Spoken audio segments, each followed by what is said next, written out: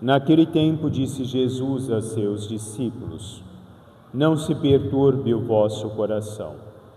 Tendes fé em Deus, tendes fé em mim também. Na casa de meu Pai há muitas moradas. Se assim não fosse, eu vos teria dito. Vou preparar um lugar para vós, e quando eu tiver ido preparar-vos um lugar, voltarei e vos levarei comigo, a fim de que onde eu estiver, estejais também vós. E para onde eu vou, vós conheceis o caminho. Tomé disse a Jesus: Senhor, nós não sabemos para onde vais, como podemos conhecer o caminho? Jesus respondeu: Eu sou o caminho, a verdade e a vida. Ninguém vai ao Pai senão por mim. Se vós me conhecesseis, conheceríeis também o meu Pai. E desde agora o conheceis e o vistes. Disse Filipe: Senhor, mostra-nos o Pai, isto nos basta. Jesus respondeu: Há tanto tempo estou convosco e não me conheces, Filipe. Quem me viu, viu o Pai. Como é que tu dizes: Mostra-nos o Pai? Não acreditas que eu estou no Pai e o Pai está em mim? As palavras que eu vos digo, não as digo por mim mesmo, mas é o Pai que, permanecendo em mim, realiza as suas obras. Acreditai-me, eu estou no Pai e o Pai está em mim. Acreditai, ao menos por causa dessas mesmas obras. Em verdade vos digo, quem acredita em mim fará as obras que eu faço, e fará ainda maiores do que estas, pois eu vou para o Pai. Palavra da salvação. Podemos sentar, por gentileza. Meus caros irmãos e irmãs, no transcorrer da nossa vida, nós somos os responsáveis pelos caminhos que nós vamos tomando, dentro das escolhas que nos são permitidas, dentro de um olhar de um livre-arbítrio que Deus concede a todos nós. Somos responsáveis pelos nossos atos, somos responsáveis pelo caminho que nós vamos pavimentando durante toda a nossa história. Quando nós olhamos a Sagrada Escritura e alguns dos personagens que nos são propostos no encontro de Jesus Cristo durante a estada terrena de Jesus, nós temos Zaqueu, um homem que resolveu tomar o caminho da corrupção, o homem que corrompeu não a si mesmo somente, mas deixou-se corromper também juntamente com outros. Homem que pensou exclusivamente no dinheiro e nos benefícios que ele podia tirar com base na vida dos outros e através dos outros. Se nós olhamos o encontro de Jesus com a samaritana, nós vemos uma mulher que procurou os amores terrenos.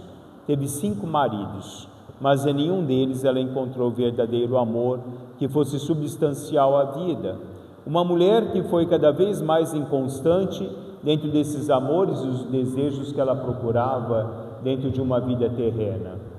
Se nós olharmos o encontro de Jesus com a mulher adúltera, nós vemos uma mulher que nunca conseguiu olhar no matrimônio o verdadeiro sentido da vida que lhe era proposto, o verdadeiro amor que ela poderia encontrar no transcorrer da sua vida.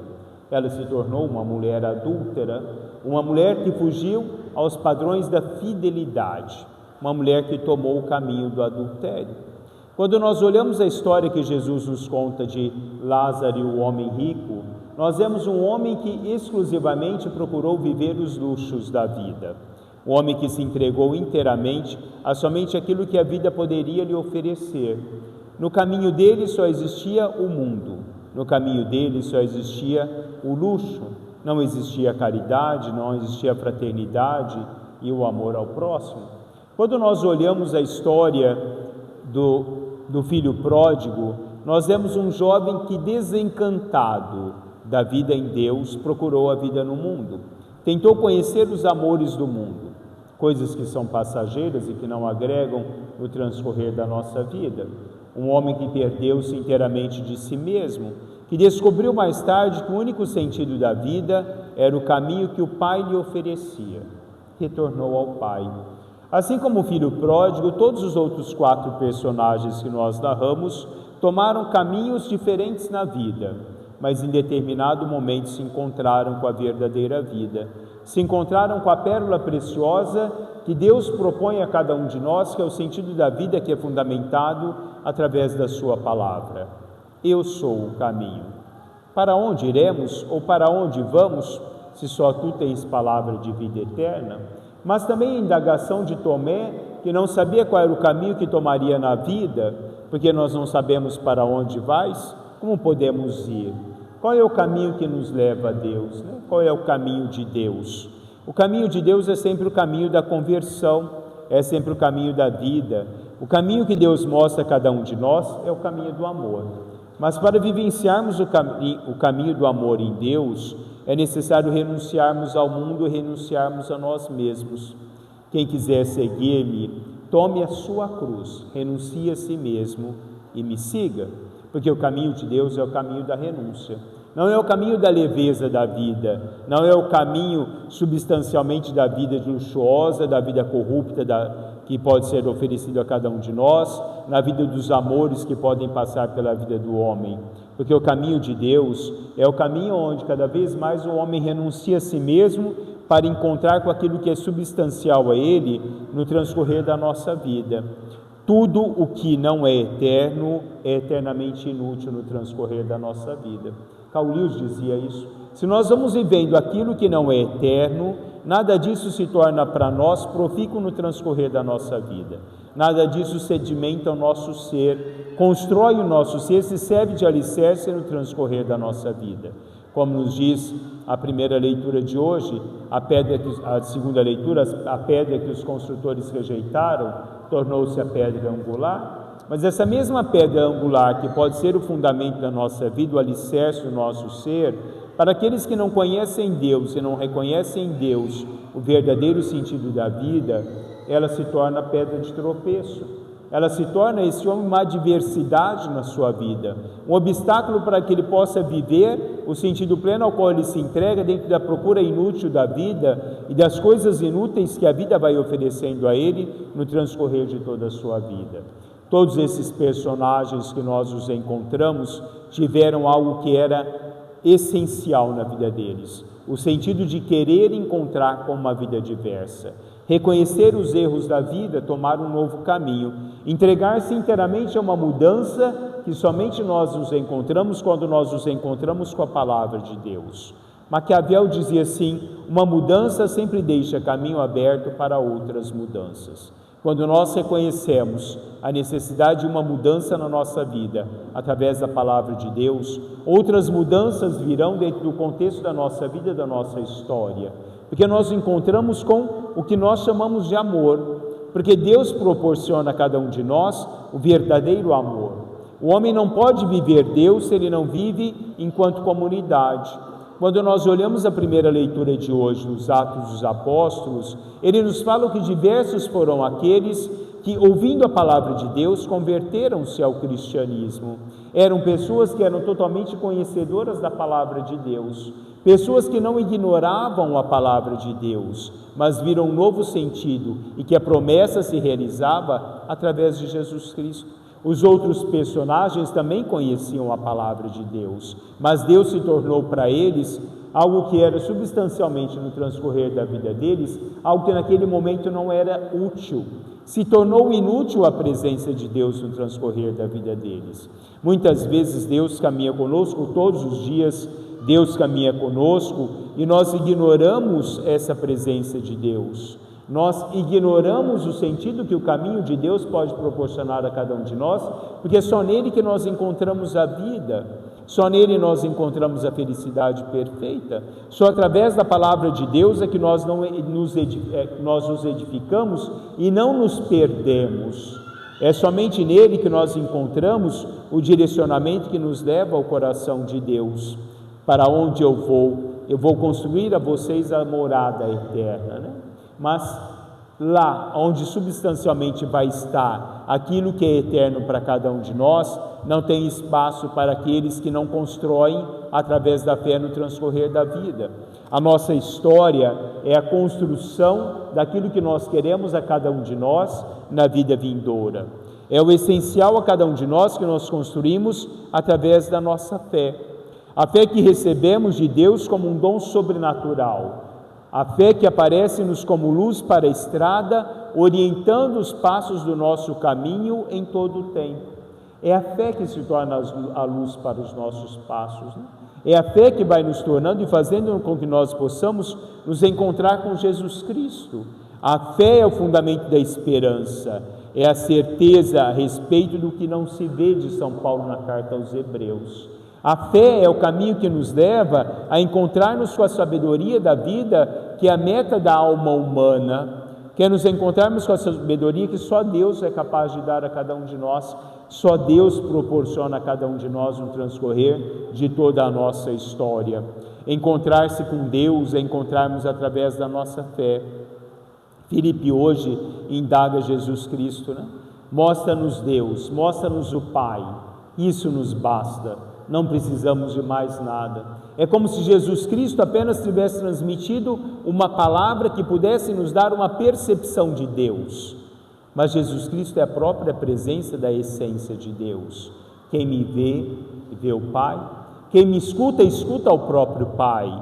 Quem acolhe a minha palavra, acolhe a palavra de Deus, porque o que eu vos transmito é aquilo que o Pai me deu a vos transmitir. E quem vive essa palavra está em mim e eu estou nele, e nós, eu e o Pai, faremos morada nele. Porque aquilo que nós edificaremos não é mais o que o mundo nos dá a possibilidade de edificar, mas é aquilo que Deus dá a cada um de nós a possibilidade de viver através da santidade. Uma santidade que nós vivemos enquanto comunidade, no serviço de uns para com os outros. Ser santo é lutar até o fim da vida. Os que sempre sabem levantar-se depois de cada tropeço são aqueles que vão buscando a santidade de cada queda, para prosseguir valentemente o caminho com humildade, com amor e com esperança. José Maria Escrivá nos fala isso, porque a santidade, ela requer muitas vezes que nós a prossigamos, mesmo que muitas vezes os obstáculos da vida são muitos, mesmo que muitas vezes a vida vai nos oferecendo outros caminhos, que pode parecer para cada um de nós caminho que vai nos levar de encontro ao que muitas vezes nós queremos vivenciar, né?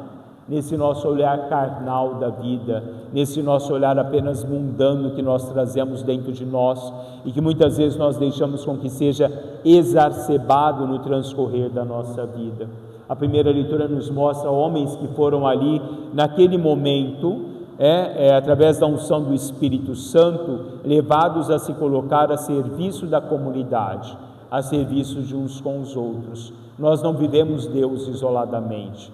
Nós só podemos viver Deus quando nós vivemos o serviço ao outro, no amor ao outro, no partilhar com o outro e sendo presença de comunidade com o outro no transcorrer da vida. Não existe uma religiosidade particular apenas, existe a religiosidade comunitária, que parte do meu particular para a vivência enquanto comunidade, na partilha enquanto comunidade. Edificar a nossa casa diante de Deus é vivenciar o que é de Deus em cada momento da nossa vida. Quando Jesus nos conta lá na parábola de Lázaro e o homem rico que haviam morrido, os dois, ele nos fala, né? Naquele momento, quando ele fala a Lázaro, Abraão, existe um grande obstáculo, uma grande distância entre nós e você.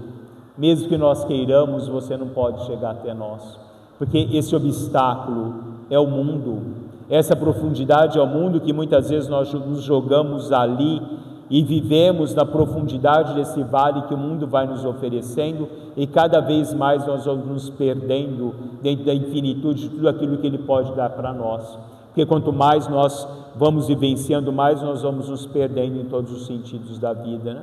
Todos os nossos personagens hoje relacionados, eles tiveram o sentido de, em determinado momento do caminho da vida, olhar que aquilo que eles faziam não era o melhor a eles. tiver a maturidade naquele momento parar e ter a consciência de que ouvir Deus, deixar Deus falar em nós e através de nós, é que pode nos dar uma história diferencial no transcorrer da nossa vida, né? Será que entre nós e Deus existe um grande obstáculo? Será que entre nós e Deus existe uma grande distância que nós não somos capazes de reconhecer Deus? Os discípulos de Emaús caminharam 11 quilômetros com Deus e não foram capazes de reconhecer o Senhor. Será que nós temos caminhado e temos sido incapazes de reconhecer Deus? Será que temos caminhado e sermos incapazes de reconhecer que as estradas que temos tomado no transcorrer da nossa história são estradas que têm nos levado cada vez mais ao abismo do nosso ser? Ou será que para nós a pedra, a pérola preciosa já foi encontrada e ela, o caminho que dá sentido à minha vida no transcorrer de toda essa minha existência? Qual é o meu caminho? Qual é o sentido da vida? De que forma eu tenho me construído e o que eu tenho amado no transcorrer da minha história humana? Louvado seja nosso Senhor Jesus Cristo. Professemos a nossa fé. Creio em Deus, Pai